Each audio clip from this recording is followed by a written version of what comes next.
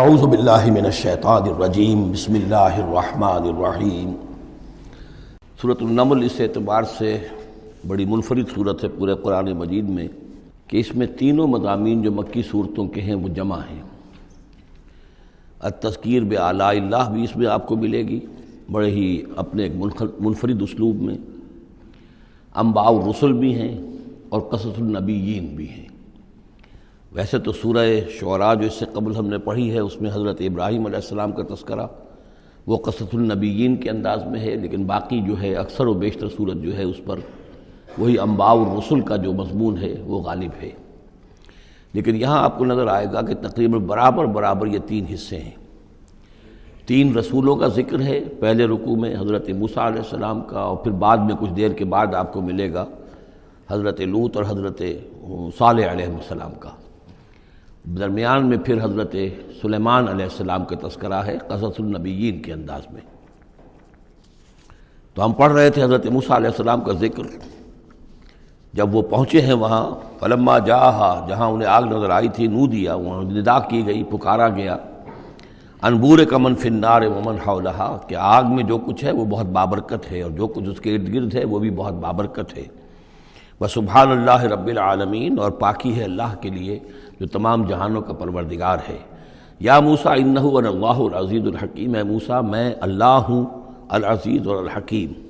والق عصاک، اپنا عصا زمین پر ڈالو، فلما رآہا تہتز، جب انہوں نے دیکھا کہ وہ حرکت کر رہا ہے، کانہا جان، جیسے کہ وہ سانپ ہو، ولا مدبرن، تو وہ پیٹھ موڑ کر بھاگے، ولم یعقب، اور پیچھے مڑ کر دیکھ نہیں رہے تھے، یعنی خوف کی شدت کا یہ عالم تھا۔ یا موسیٰ لا تخف، اللہ نے فرمایا اے موسیٰ ڈرو نہیں، انی لا یخاف لدی المرسلون، میرے حضور میں رسولوں کے لیے کوئی خوف نہیں ہے، کوئی ڈر نہیں ہوتا۔ لیکن یہاں پھر اس سے آگے جو بات آئی ہے اس میں اختلاف ہے، اور وہ یہ کہ اللہ جو ہے یہاں پر استثناء متصل ہے یا استثناء منقطع ہے۔ یہ استثناء منقطع مانا گیا ہے کہ الا من ظلم ثم بدل حسنا بعد سوء فانی غفور الرحیم، سوائے اس کے کہ جس نے کوئی ظلم کیا ہو، یعنی اگر کسی شخص نے کوئی ظلم کمایا ہو، اگر اسے متصل مانا جائے تو اس کا مطلب یہ ہے کہ اس کے اوپر پھر کوئی نہ کوئی خوف طاری ہو جاتا ہے۔ یعنی جن لوگوں کی رائے یہ ہے، ان کے نزدیک حضرت موسیٰ علیہ السلام پر اس وقت خوف کا طاری ہو جانا اس سبب سے تھا کہ ان سے ایک خطا ہو گئی تھی، غلطی ہو گئی تھی، ایک قتل ناحق کے وہ مرتکب ہو گئے تھے، اگرچہ وہ عمدن نہیں تھا، خطا کے ساتھ تھا۔ لیکن اکثر نے یہ کہا ہے کہ اس کا اس سے کوئی تعلق نہیں، یہ ایک علیحدہ جملہ ہے، استئناف ہے یہاں پر، اور یہ استثناء جو ہے منقطع ہے۔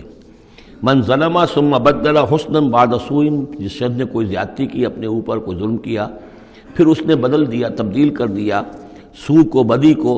بھلائی سے، حسن سے، فإنی غفور الرحیم، تو میں غفور الرحیم ہوں۔ وادخل یدک فی جیبک، اور ذرا اپنا ہاتھ داخل کرو اپنے گریبان میں، تخرج بیضاء، وہ نکلے گا سفید ہو کر، من غیر سوء، بغیر اس کے کہ اس میں کوئی برائی پیدا ہوئی ہو، یعنی برس وغیرہ کا مرض نہیں، ویسے ہی سفید ہوگا۔ فی 9 آیات الی فرعون وقومہ، یہ 2 آیات ہیں ان 9 آیات میں سے، یہ ہم نے 2 نشانیاں تمہیں عطا کی ہیں من جملہ ان 9 آیات کے کہ جو ہم آپ کو دیں گے وقتاً فوقتاً، اور یہ ہے نشانیاں ہماری فرعون کے لیے اور اس کی قوم کے لیے، الی فرعون وقومہ انہم کانوا قوما فاسقین، یقیناً وہ قوم جو ہے وہ سرکشی اور اللہ تعالیٰ کی نافرمانی پر اتری ہوئی ہے۔ فلما جاءتہم آیاتنا مبصرۃ، تو جب ان کے پاس ہماری وہ نشانیاں آئیں جو ان کی آنکھیں کھولنے کے لیے کافی تھیں، حقیقت کا مشاہدہ کرانے کے لیے کافی تھیں، قالوا ھذا سحر مبین، انہوں نے کہا کہ یہ تو جادو ہے کھلا۔ وجحدوا بها واستيقنتها انفسهم ظلما وعلوا، یہ اہم مقام ہے، انہوں نے انکار کیا ان نشانیوں کا، اگرچہ ان کا یقین کیا ان کے جیوں نے، دل میں یقین آ گیا کہ یہ اللہ کی بات ہی ہے اور یہ معجزہ ہے اور یہ رسول ہے، وہ یہ بات ان کے اوپر منکشف ہو گئی، یعنی عوام جو تھے ان کے لیے نہ بھی ہوئی ہو تو جو تھے سردار اور خود فرعون، جحدوا بہا، انکار تو انہوں نے کیا، واستيقنتها انفسهم، ان کے دلوں نے، ان کے جیوں نے، ان کے دماغوں نے اس کو قبول کیا کہ واقعتاً یہ حق ہے، ظلماً وعلوا، اس کے باوجود بے انصافی کی بنیاد پر اور سرکشی کی وجہ سے انہوں نے انکار کیا۔ یہ ظلماً وعلوا کا تعلق ہے جحدوا بہا سے، وجحدوا بہا ظلماً وعلوا، واستيقنتها انفسهم، انہوں نے انکار کیا ان کا ظلم کی وجہ سے اور سرکشی کی وجہ سے، اگرچہ ان کے دلوں نے ان کا یقین کیا۔